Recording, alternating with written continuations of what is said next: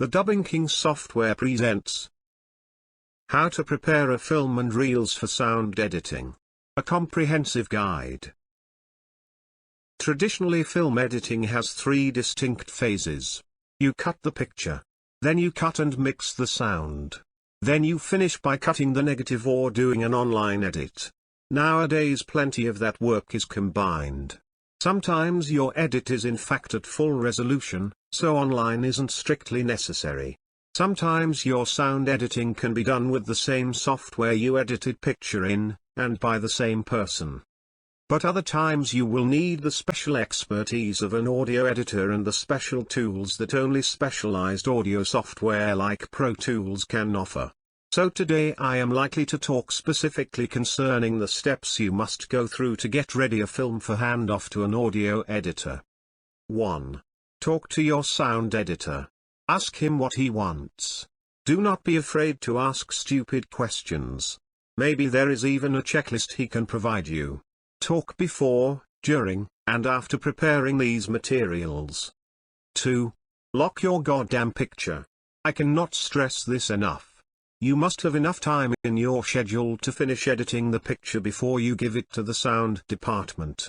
Peter Jackson can afford to do endless confirms, including editing the picture during the mix, but if you are reading over this, you cannot.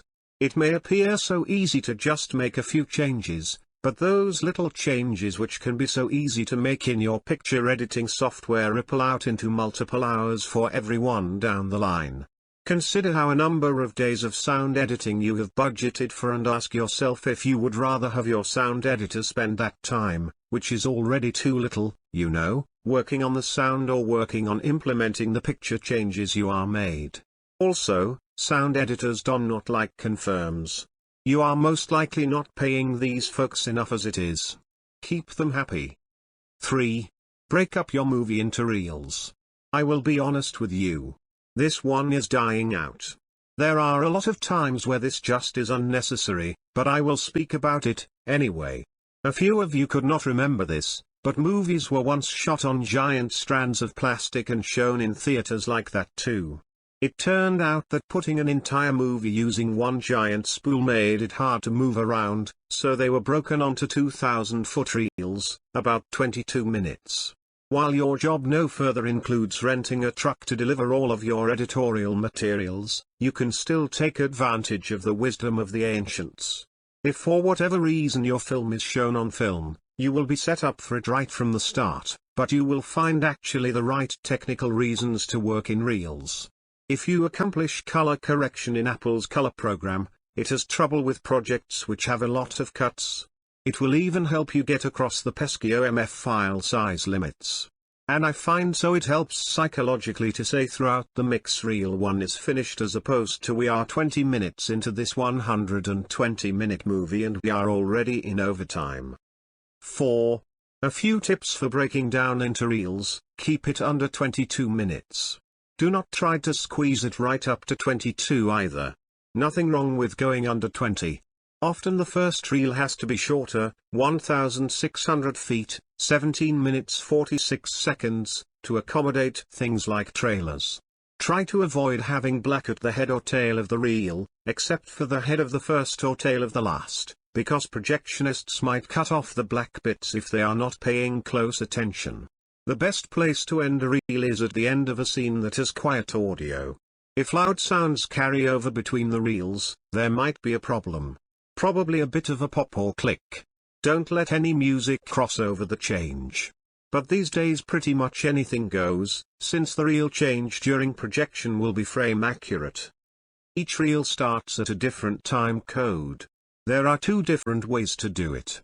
The more filmy convention is to start the first reel at 01:00:00:00, the second reel at 02:00:00:00, etc. The more video-ish way is to start the first reel at 00:59:52:00, which puts the first 5 countdown with a 2 beep at the head of each reel. Final Cut Pro comes with a great countdown. It is on the install disk in the Extras/Head Leaders for Cinema Tools folder. You can use the already generated ones or open up the project and adjust it to your particular frame rate and resolution. I also recommend turning off the stupid flicker. The countdown includes 2 seconds of black after the 2. Depending on the timecode style you are using, that means your first frame of action is at 01:00:08:00 or 01:00:00:00. The key thing here is that there is a 1-frame beep at the 2. Put this beep on every single audio track in your timeline. That way when your sound editor imports all the files you generate, he or she can tell right away that they are in sync because the beep happens on the same frame as the 2. If that does not happen, you know you have a problem. Of course, timecode makes this less necessary than it used to be, but it is a nice simple way that a human can tell things are working the way they should. It is an optional step for most workflows, but I also like to put a beep at the end of the reel. In the old days, you would actually use a hole punch on the frame exactly 2 seconds after the last frame of action, along with a 1-frame beep on every track of audio. I put in a virtual hole punch by making a 1-frame white circle. This lets you know if any tracks have drifted out of sync for some reason. It is unlikely to happen these days, but it does not hurt. 6. Audio reference files. The QTU output will include a stereo reference track of the audio work you have done so far. Sometimes the sound editor will want the mix broken up into separate dialogue, effects, and music files. Just turn off the tracks you do not want and export the ones you do. Preparing these files can also help you organize your tracks better than the mess you have made during picture editing. 7. All original audio files. Usually, the sound editor will want these. If you shot double system, you already have them ready to go, but if your audio came in with the video files, you will have an issue. The simplest way to generate this stuff is to select all your clips in a bin and do an audio-only batch export. 8. Export OMFs.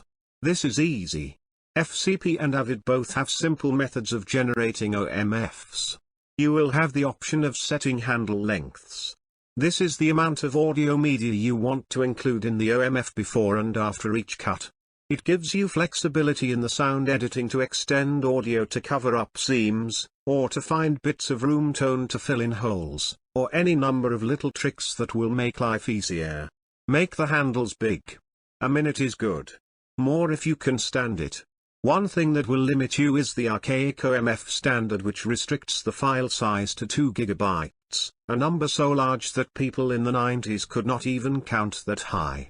In FCP you can only export OMFs with embedded audio, so if you have 24-bit audio, big handles, and a lot of tracks, you will probably bump into this one, even if you are only working in 20-minute chunks. The easy way around this is to simply turn off a number of the tracks, using the green dot next to each track, until you get the file size below 2 GB. Rename the exported OMF so it shows which tracks are in the file, then turn off those tracks and turn on the ones you had turned off and repeat. You might have to do over 2 OMFs. I recently had to export 3 or 4 OMFs per reel for a movie I was editing. If you are working on Avid you have more options. You can export an OMF that only references the media, so the file size limitation does not really come into play. Make sure you check with your sound editors before you do that, though. They might want embedded audio. Also, in Avid if you are working with certain media types you can only export ARFs.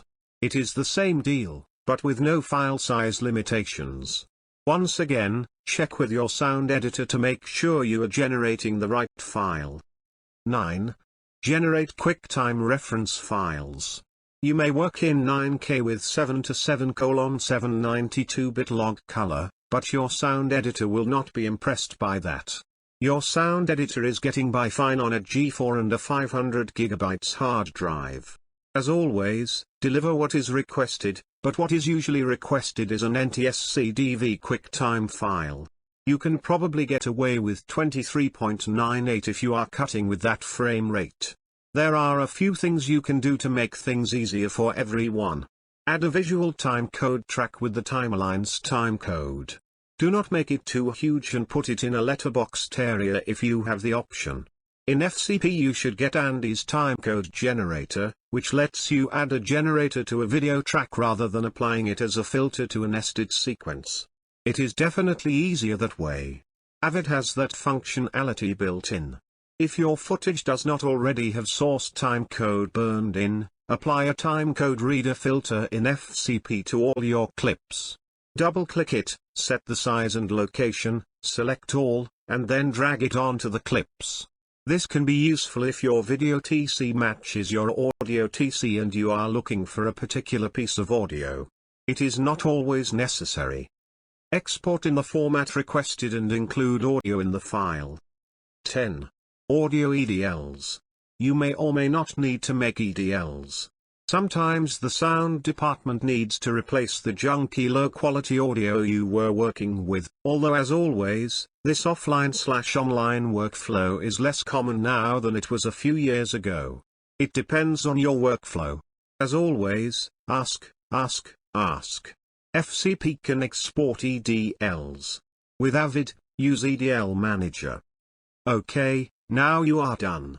Put all this stuff on an external hard drive and get it to your sound editor. And remember that if you change the picture, you will have to do most of this all over again.